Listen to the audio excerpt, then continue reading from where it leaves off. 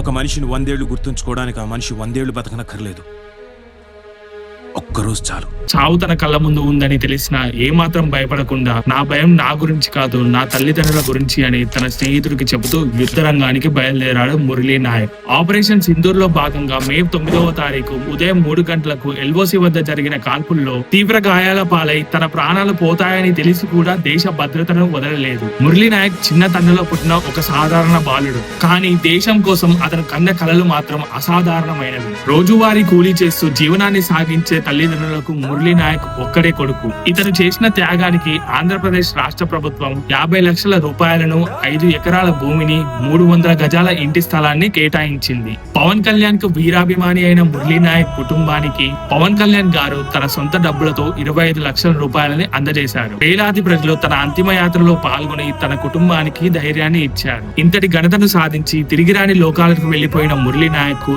ఇవే మా జోహార్లు.